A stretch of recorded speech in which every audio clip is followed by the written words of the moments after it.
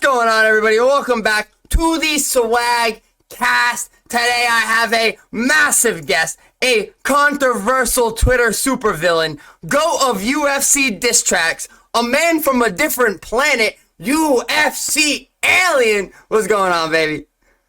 Hola, baby. Yo, this is gangster. That was the most beautiful intro. Yeah, no, every single guest tells me that. I'm going for a crazy intro vibe. I like to gas y'all up so y'all feel extra extraordinary throughout the entire I episode. appreciate it.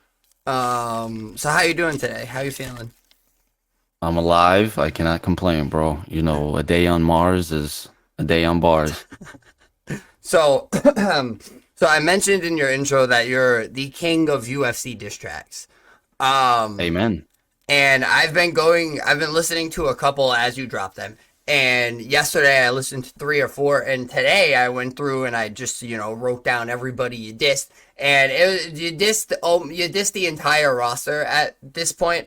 I'm just gonna run through a little bit. You dissed Ian's wife, you dissed Ian, you dissed Sugar, you dissed John Jones, you dissed Connor, you dissed Jamal Hill, you dissed Ben Davis, you dissed Gilbert Burns, you dissed Chimiev, you dissed Hawani, you dissed Driscus, Bilal Muhammad, Kobe, Izzy, and I know you've done Islam. That is true. You've gotten everybody's favorite fighters. You've gotten the most hated fighters. You've gotten boring fighters. You've gotten Ben Davis, who's a commentator. Oh, you mean the gayest fighters? Ah, I'm fucking with you. Shout out to Bend Over and stuff. I would have to say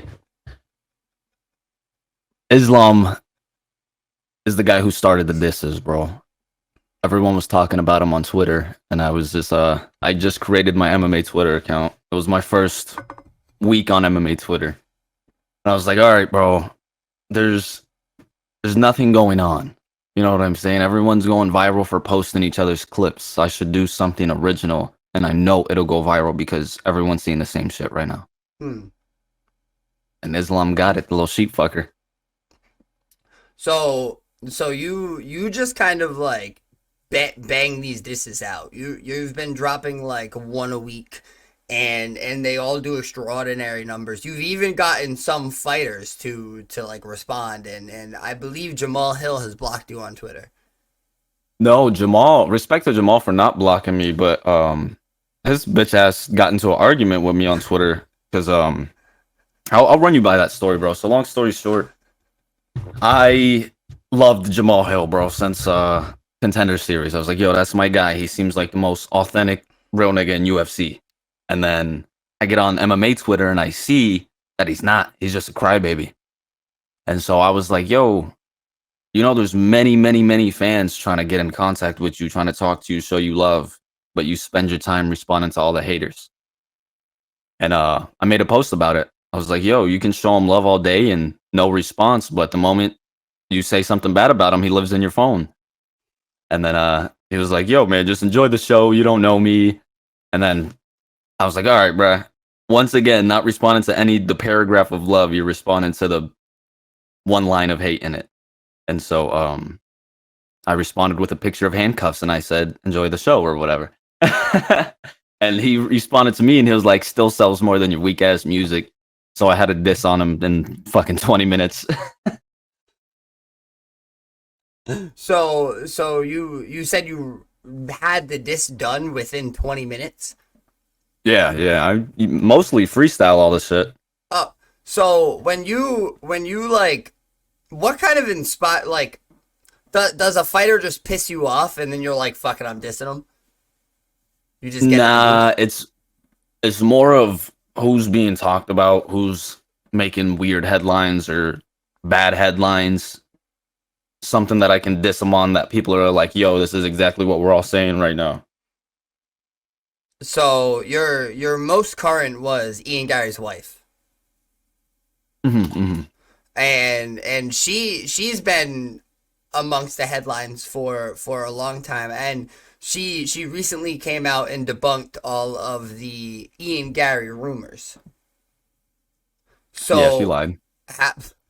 How did you go about that diss track? It kind of explained like your creative process behind making these short disses. All right.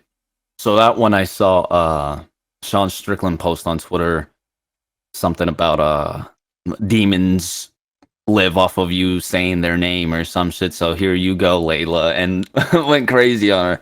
And so that led me into finding out she dropped that debunked video, and it's basically like a hate towards Sean Strickland.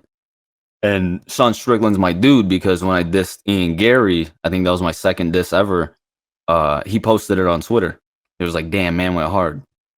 So I got my boys back. I had to drop one on Layla real quick. I know he don't need the help, but I needed the clicks. It was all worth it. We had some fun shit to say. So you actually have a good relationship with like a lot of the fighters.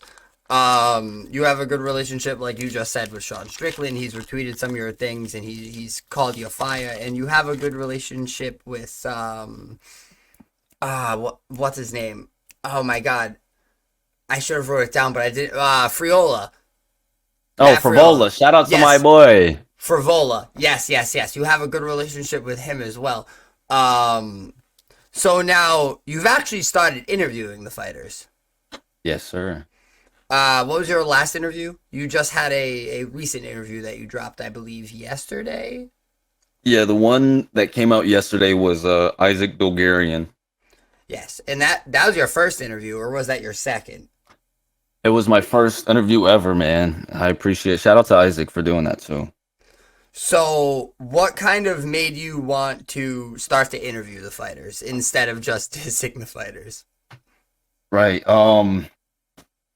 To be honest, bro, I feel like I've grown a lot Mm-hmm. just in the 4 or 5 months I've been on Twitter. To get like basically 1,000 followers a month is crazy to me. And seeing a lot of these fighters who are fucking fighting and not dissing the fighter, right? They Mm-hmm. should have more followers than me just by default. Mm-hmm. So in my mind, I was like, listen, instead of tearing so many people down, which I will continue to do, um, the people who deserve more love should get more love, and whatever I can do for that, I should do. So that was my mindset on that. So are you more targeting the smaller fighters right now? Not necessarily prelim fighters, but fight night fighters and Dana White Contender Series guys and stuff like that. Yeah, basically, people who have been in the UFC for over a year, 2 years, that are still having trouble growing. They don't really understand the social media part of it because they're so focused on training. Mm. I just want to send them more followers. So when they do start doing social media, we're here for you. Okay, so do you kind of have an idea of who you want to interview next? I do have someone scheduled for Sunday, and then last night I interviewed Nazim Sadikov, which I might drop his tomorrow since today's fight night. But who I want to interview is just like a general question. Hmm. Not Yeah, I'll tell necessarily a you. dream interview, but like interviews that like you are shooting for like currently. Oh, okay. Yeah, no, I'm shooting for a shit ton of people, bro. If there's one I want right now, it's probably uh Moicado. I don't even know how to say his name. I should learn that before I interview him. Well, yeah.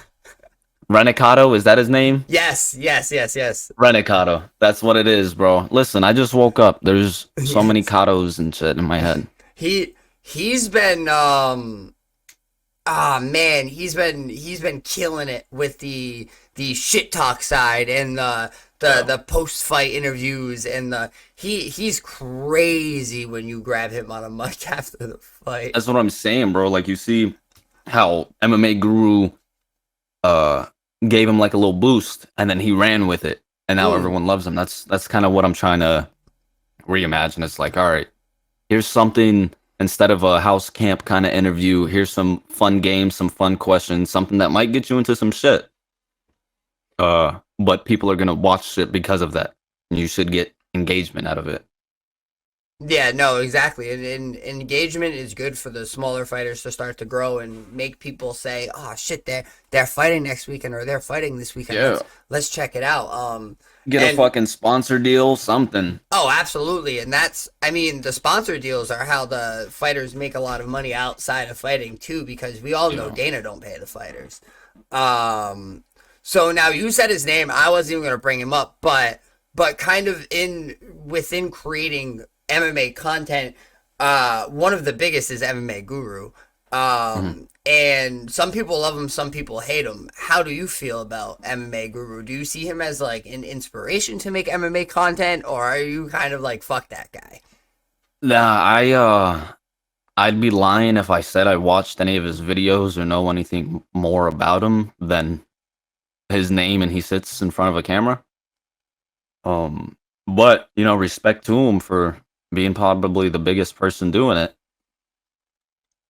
He's definitely one of the biggest ones doing it, and he's like started this weird revolution of MMA content creators just kind of like sitting in dark rooms and reacting to the fight card on full screen cams, just fucking screaming when a fighter loses, or like celebrating like they just fought 3 rounds when a fighter wins. Right. uh and I don't know how I feel about it. I mean, I've done it with the Super Bowl. Uh, However, I feel like it's a little different when you do it with a full card like that every weekend. Yeah. But no hate to them. They're out there doing their things. Now Yeah.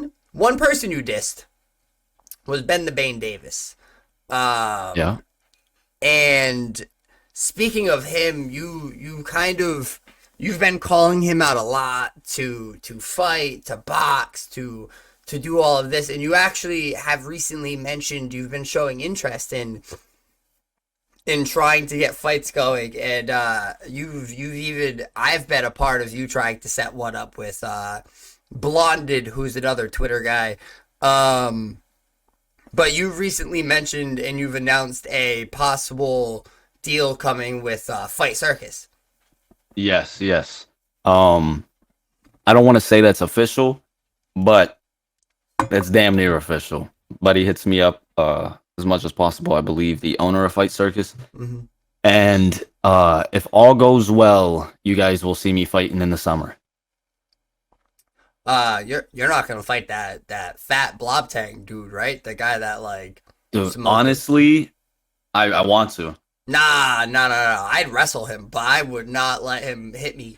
That Dude, that's that's it's my crazy. goal, bro. That would be fire. It's like, look, one of us are gonna lose this, and then we can smoke that blunt. We can finish smoking that blunt. He already started. He started smoking that before the belt. That shit's crazy. And that man is huge. He's Yeah. he's massive. He's a massive man. He hits very hard. He puts people out. He puts people to sleep. Now, Fight Circus is like a promotion that does like I've seen them do everything. They've done like leg lock competitions. They've done drunken 3-way battles. Um, no Bro, they're diddy about to on do the that. first ever butt plug tug of war. What First ever butt plug tug of war. the fuck? How is that gonna go down? I think two butt plugs are attached to a rope, and these women are gonna slide it up their ass, or Ben Davis, one of the two, and they're gonna run away from each other. And I guess whoever's butt plug falls out loses. That's Fight Circus, baby. That's it. So now, all seriousness, you not that the butt plug competition isn't serious, but have you been training the sport of boxing or kickboxing for a while now, or have you not trained at all, or what's kind of your like skill Experience? level when it comes to yes experience level when it comes to boxing? Man, I have never been in a boxing gym or a boxing ring. Um, Strictly street fights and fight night with the homies in the backyard with gloves. You know what I mean? Hmm. Um, But that being said, I have taken Taekwondo when I was young. I took a little BJJ, which that won't matter. Um, when I hit up Buddy, he was just like, "Do you have any experience, pro or amateur or anything?" I was like, "Nah." He's like, "Well, let's do a boxing match for you." And I was like, "I could do boxing. If Ben Davis could do boxing, I could do boxing." Yeah, but look how that turned out for Davis. He got knocked the fuck out by fucking Anderson Silva's son. Which Yeah, I wasn't distracted by Jeff Molina though. you got, you gotta respect him for even stepping up to fight Anderson Silva's son. I would love to grapple Ben Davis because he's I've seen him get submitted so fast, and I believe I can do the same. Maybe not heel, maybe not the heel hook in there, but I can definitely roll for a knee bar and give him a bad week. So now, Wait, how do bro, you, before we move on off of that, I want to yeah, say, uh, my goal is to fight Anderson Silva's son. Since Ben keeps running, I want to fight the nigga that beat him. do so so Anderson Silva's son is good. Yeah. I feel like you would need a high level of experience to beat Gabriel Silva. His last name Silva, right? I think it is.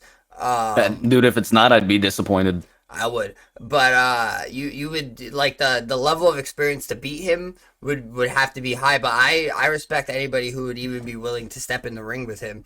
Um, I mean, I've stepped in the ring or on the mat with athletic savages that I should not have been in there with. So I respect anybody that's into the grind. Now with that being said, how do you feel about the whole space of influencer boxing or the side that I'm the face of influencer grappling as a whole, like kind of the grappling side's still coming up. Fight Circus has done the grappling matches, and there's other promotions starting to do them as well. But the influencer boxing is a thing that Misfits has blown up doing, and Jake Paul's fights and Jake Paul versus Tyson this summer. How do you kind of feel about all of those things as like a whole? I think boxing was dying. To save it, we had to make a fucking mockery of it. And since there's being a mockery made of it, I gotta be involved. What do you think? What do you mean mockery of it? It's the same thing we're saying, like if I were to fight Gabriel Silva, we'd have to have a high level. These are, forgive me for the word, these are retards deciding to box each other who have never been in a street fight, who don't know anything. They're just there to get clicks and shit. I actually want to go and make an impression and work my way up to Cage Warriors, to UFC if possible. Make an actual career out of it. And the way I've been planning on doing that, bro, is using the leverage of UFC Alien. Like instead of having to do what all these people do and train from 4 years old and this, that, and the third to get there, if I can get a fight book just off UFC Alien, you know, that's with Fight Circus, promote that, boom, people see I'm serious. I'm trying to do Karate Combat, get a response from them. Trying to do LFA, get a response from them. You know what I'm saying? Just keep working my way up, and if it don't go well at Fight Circus, we reimagine the whole plan. But that's been the goal from the jump: is use these disses to get attention, call somebody out, keep moving up. So you want to go from Twitter star to UFC champion? Well, not necessarily champion, but just UFC fighter in general. Yeah, UFC gatekeeper, bro. Champion would be cool, but I'd love to just be the guy, the Dustin Poirier of the division, the fan lovers. Yeah. So kind of have you started training outside of just like backyard fights and street fights like that? Like, do you self train or do you have any plans to start training at a gym? Yeah, so I'm waiting on the contract to start anything officially, but I will say, um, no training in the last, what am I, 22? I haven't trained since I was 18. Um, so there's that, and then I haven't been to the gym I used to go to the gym a lot when I was doing music videos under my real stage name and shit. Mm-hmm. And my whole thing was being like a fucking sex icon. So I wanted the chest, I wanted the arms, the six pack, everything. So I was always working out. Hmm. Um, but that stopped since I took a break from doing music videos and shit. So I'm basically, a rookie getting into it again. So, so have you been going to the gym, or have you still haven't stepped back into the gym since your last workout? Since my last workout, bro, I've done outside shit, push ups, pull ups, but we haven't actually gone to a gym, pumped You iron in a minute. you gotta get in there, brother. I know. You're gonna get knocked the fuck out. Well, it's a weird thing because I am gonna fight at 135 and I walk around at 134. So I would be heavy on the cardio right now. You smoke weed, right? Too much. So you're yeah. So I understand the lung capacity that you have, and running is not enough for the physical the physic the physicality that you're gonna meet in a ring or on the mats. Like I I don't mean to talk about myself, but when I was training for Romero, I thought if I run 3 miles every day for a full month, I'm going to be in great shape for this match. But I was so wrong. I felt great. I lowered my smoking. I started eating good. I was doing other exercises as well, but I was running 3 miles a day and I was drinking a lot of water and I felt great. I looked good, but the second I started doing the wrestling, or in your case it's going to be boxing, but very similar on your body, the movements and the taking hits and the take like taking a shot, a body jab or a body hook will probably be how I felt when I got straight double legged onto my rib cage and could not breathe for the next 30 seconds. Like it it was brutal. And I'm My just bad, nigga. I just hit a dab pin. I'm coughing. that's insane. See, as I'm trying to tell you about the lung capacity, you're out here ripping. You're out here Yo. taking dabs. Too much. Too much. No, I hear you. One thing I will say is I do have boxer friends, and like I was telling you, if we wanted to throw a fight, I got that gym down here. My buddy's uncle owns it, so therefore he'd like hook us up on a day to do this shit. But they're willing to take me in for the bout and get me trained up, do some sparring, Absolutely. Thursday night fighting and shit. If you could get like, like 2, 3, like even just 2 months or 3 months to like really prepare in a boxing gym, I feel you would go into it good. I just feel like you need to get the actual activity down. Like I wish I just started jiu-jitsu when I had this grappling match announced, because I would have actually had the grappling stamina built up. Like now I would be able to go into it. I wouldn't gas. I'd still get wrecked, but I wouldn't no diddy. But I wouldn't gas out real quick. And I feel like that's like a big thing with influencers going into these combat sports.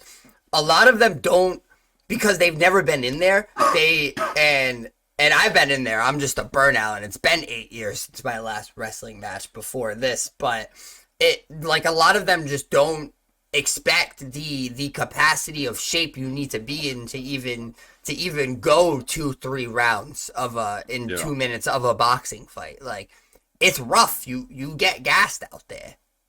Yeah, it's a lot, bro. The punches are gonna be a lot more pampered, so you got to throw a lot more. I think the big thing is just getting my hands to feel comfortable staying up again. You know what I mean?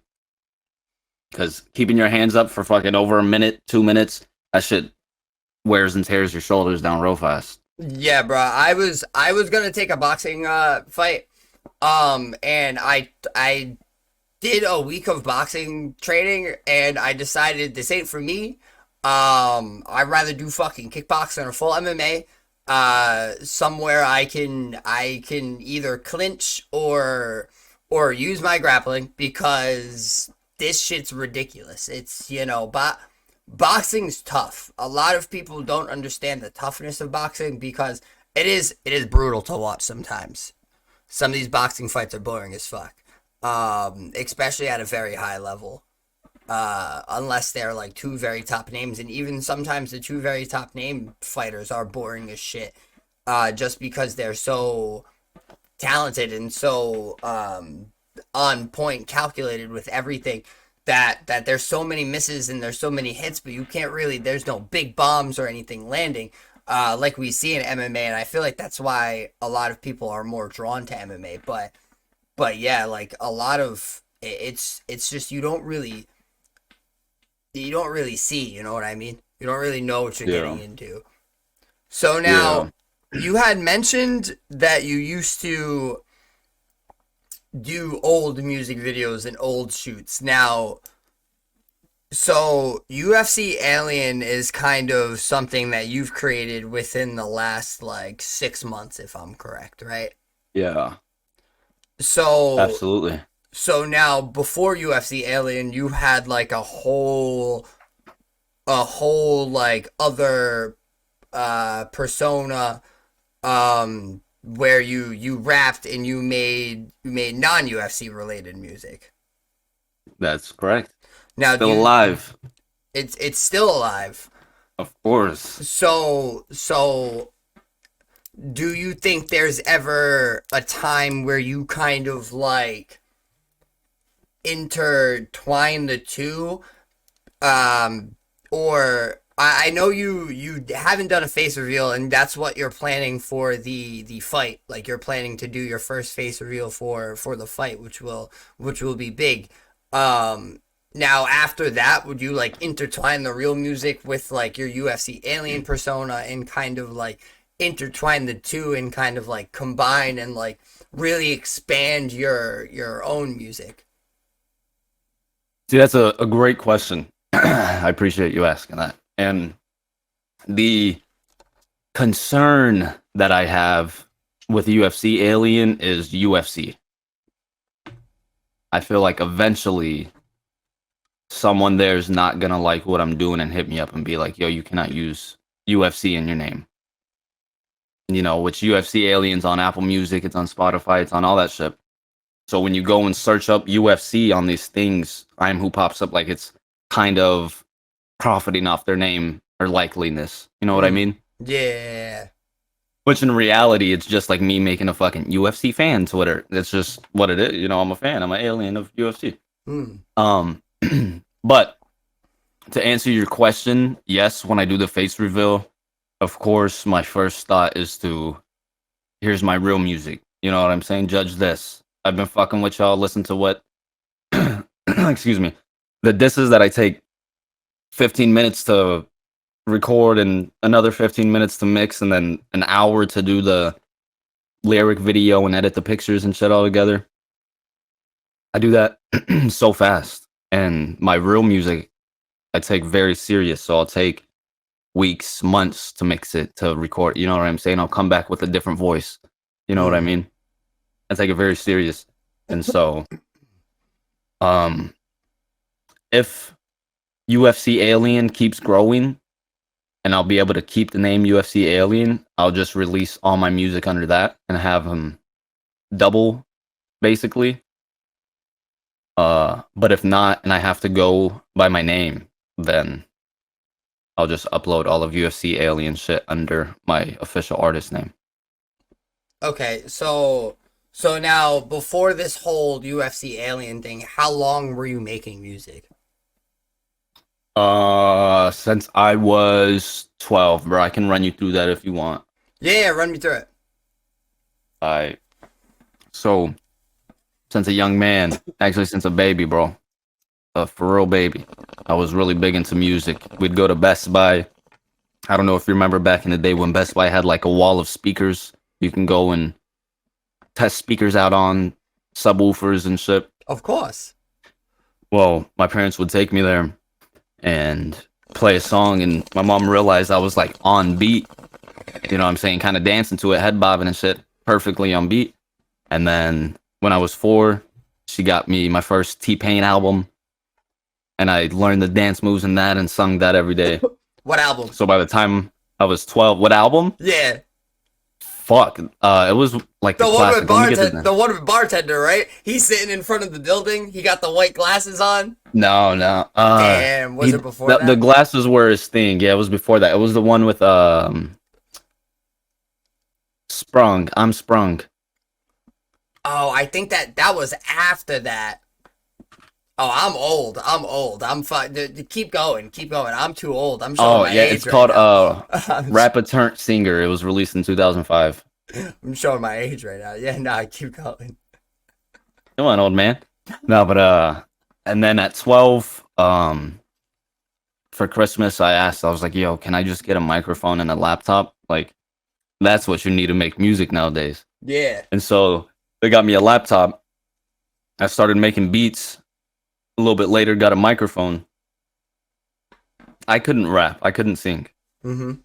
So my brothers really love doing that. I have older brothers. And so I'd make beats, I'd record them, mix them over the span of like 2-3 years. And then they wouldn't be as serious as I was about it. Mm-hmm. Like, I'm trying to do this shit every day. I ain't trying to smoke weed at this time. I ain't trying to go kick it. I just want to be in the fucking booth. And so I started doing it myself. And I sucked. But I was like the biggest thing in my middle school.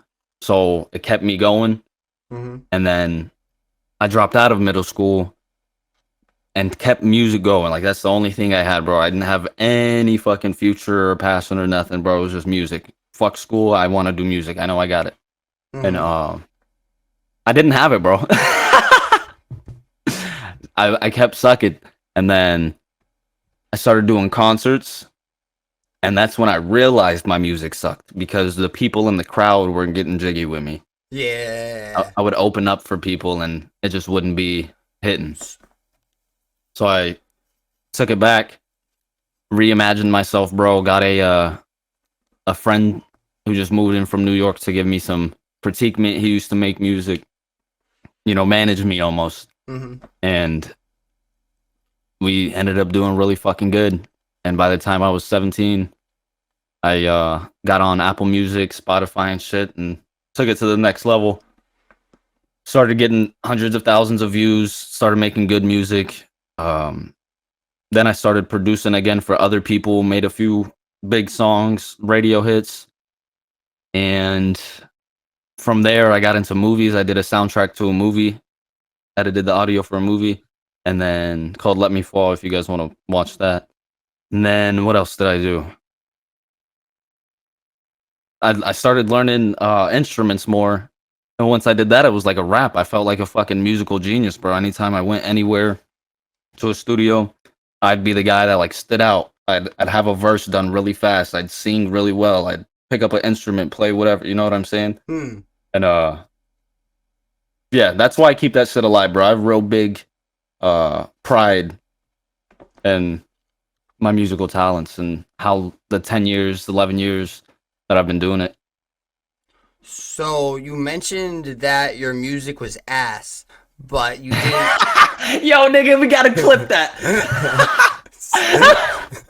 But you did, but you didn't know your music was garbage until you started performing. Now, did you have like a squad of like people around you that were telling you your music was good? Like I would call them yes men. Like Yeah.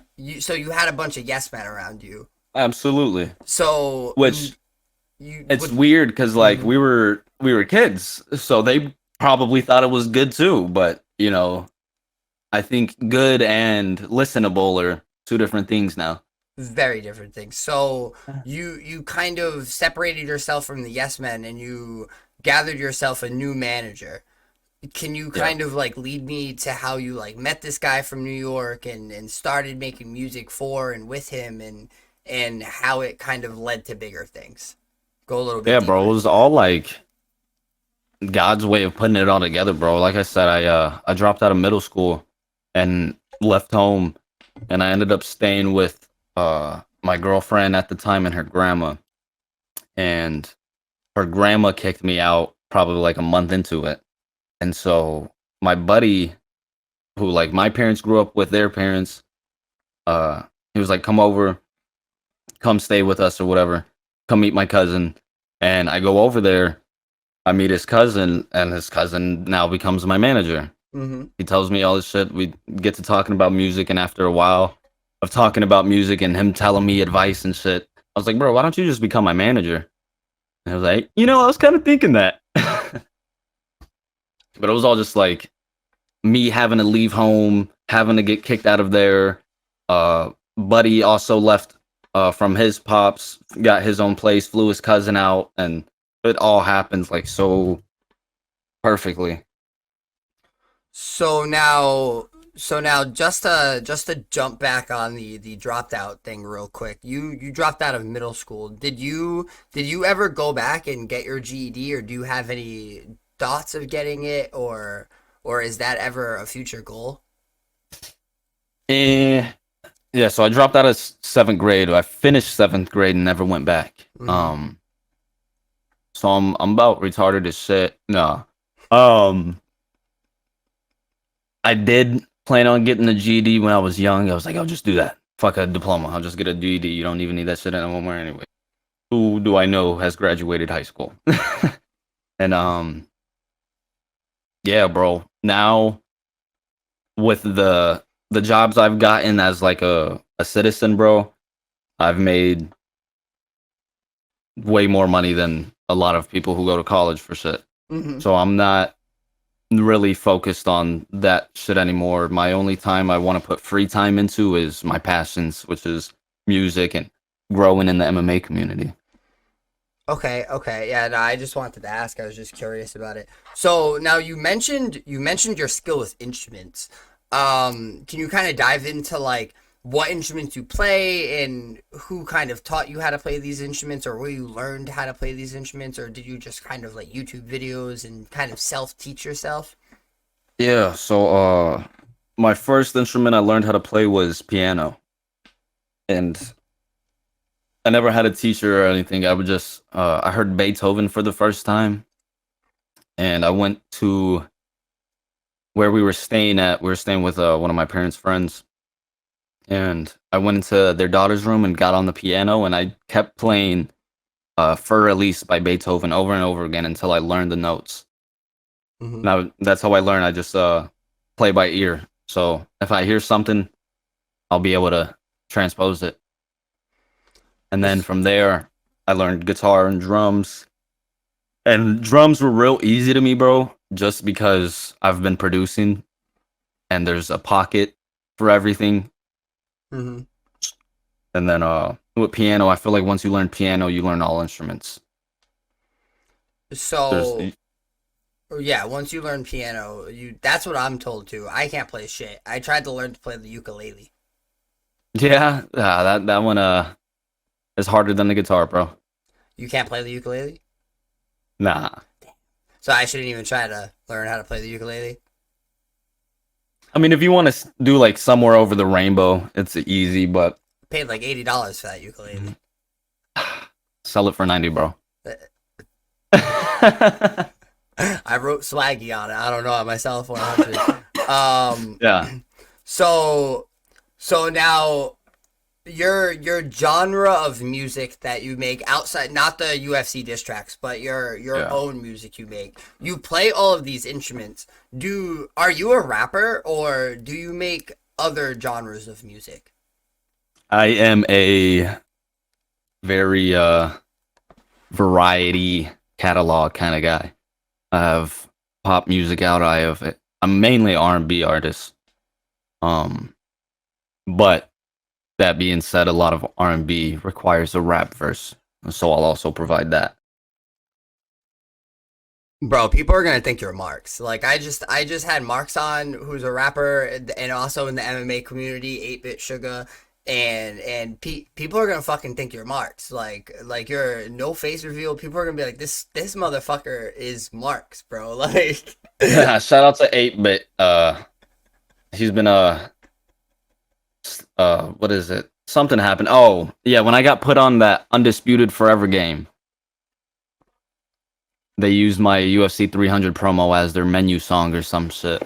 He was like, y- y'all fit more MMA artists into your streams or into your game? I was like, bruh, just hit him up. yeah, no, that would make sense for yourself to use your real account to promote the UFC alien account a little bit as well. So that's just, that's just climbing into the little theory Yeah. I'm building in my head. Yeah. Now, my thing, bro, is my actual music is so different from UFC Alien. At first, I was like, I don't want them to collide. Like, I don't want anyone to know who I am. Hmm. And long story short, bro, it's not possible. I after doing all this shit, and I'm very secretive, bro. Like, I have different emails set up to different fake emails to like VPNs, everything. I'm very secretive on creating this shit, bro. So And nobody's ever gonna find your real music until like you like link until I'm them ready. together. Yeah. And so that being said, though, there's still one way to find me, and someone's gonna do it. I know someone's gonna do it. If somebody can find UFC alien, I will give them $100. Um, Amen. no, I'm kidding. I'm kidding. Don't go looking. Um, I will not give you that money. Uh, Yo, someone else on Twitter will though if you say you got my identity. Jamal Hill's paying bags for it, bro. nah, nah, nah, nah, not Jamal Hill. He got it out for you now. That's crazy. Yeah. He called you music ass and everything. He was Nah, going at you. he said it was weak. Yeah, so That's my diss was so funny because as soon as I started rapping, I was like, if all my music is trash, my nigga, then how this sound? Little bitch, little pussy, little hoe, and just started fucking calling him a bunch of names on the song. yeah, nah, your disses do be funny. That's the thing. Like they draw viewers in because they're funny, and you'd say these hysterical things. Now are you strictly on Twitter, or do you post your UFC alien stuff to like YouTube, TikTok, and other platforms as well?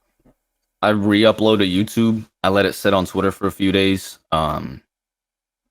But I only started uploading to YouTube because I figured someone else would do it. Hmm. Like I've already had a problem with this nigga. I'm not gonna say his name, but he'd post my songs as if he was the producer of the songs. And like shit you not, like his videos would go viral of UFC Alien. Yeah, there's a lot of stealing in the MMA community. Yeah. There's a lot of like use of copyrighted things and things like that. And that's why the MMA community is like a weird community to be a part of.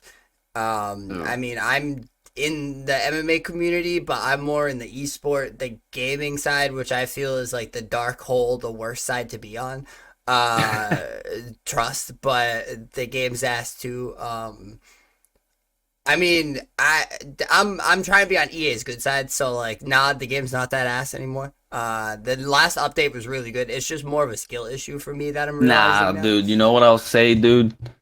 That's where you made the mistake. Is I don't want to get on EA's bad side, yo. If everyone just agreed to get on EA's bad side and get them the fuck out of there and get some good developers in, we'd be happy. It's not even the devs' fault. Like, it's not the developers. It's not the game changers. It's EA as a business, as a headquarters, as a whole. The amount of like money that they make, they just don't put back into their games, and it's just a Yeah. rabbit hole that like We Dude, don't gotta I get will into stand on it. I it. say it's the devs and the game changers' fault. If they're gonna sit there and eat EA wiener because they got to do what they say, then nothing's gonna change. Nah, because like they don't even eat the wiener. Like they're this last update and like all of the new fighters coming and like that was all because like they've been pondering them and fucking with them and like telling them we need change or we're leaving. Like they've literally threatened to leave. That's what Z told me when Yeah, I that's what had I'm interviewed saying, him bro. and like the game If changers have been you really don't, fierce about change and that's what we need. That's good and that's like I feel like the devs are as well. It's just literally EA. It's literally the higher up of EA. Like you like coming yeah, like you understand $1 billion, $1 trillion companies. It's just the higher hierarchies are just they're cheap. They don't want to that's what fucking I'm saying. drain money into this shit. That's what I'm saying. Like if a McDonald's worker threatened to leave, it'd be like, all right, we're a Deuces. many store franchise. Yeah. You're a crackhead. Go. But like yeah, But it's a little I'm different here. sure EA has a set amount of developers on the UFC game. Mm.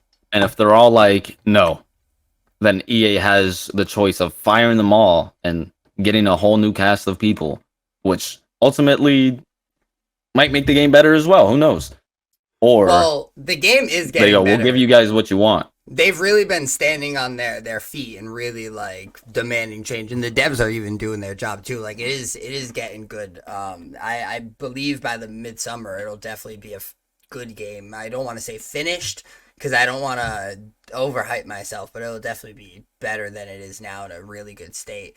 Yeah, Um, that's wicked. I haven't played it in a minute. That's my biggest thing, bro. Is back in the day, they would drop a game, and that was the game. You're either yeah, happy with it or you don't like it. And what we got of UFC 5 when it dropped, bro, we just don't like it. yeah, and you couldn't even fight that it was a good bad game. Like it was horrible, but I do like the direction they're going in now. For sure, Yeah. for sure. Now that we're in a day of era and shit to where you can keep updating your game throughout, I mean, that's cool, but just get rid of this, bro. Give us the UFC 5, and when you're ready for UFC 6 with all the fighters and all the cool updates and shit, give us that, and we'll buy that. Amen. But yeah, man, it was great talking to you. I'm excited to see when you finally announce that fight, and I'm excited to follow the journey of the diss tracks. I Um, appreciate it, brother. I appreciate you for coming and sitting down and chatting with me. You the man. Uh, Likewise, we'll do it more often. Absolutely. Is there anything you want to shout out before we get the fuck out of here? Yeah, Ben Davis, quit running, you fucking pussy bitch. Jamal Hill's gonna get knocked out at UFC 300. He's fat. What else? Yeah, just stay safe. If you're a UFC fighter, don't do no stupid shit, or else you're getting a song. Do some cool shit. I'll interview you. All right, and if y'all still here, smash that subscribe button. If you haven't already, you're out of your mind. New episodes every single Wednesday. I'm also live every day on Twitch, and we will see y'all next week. Peace.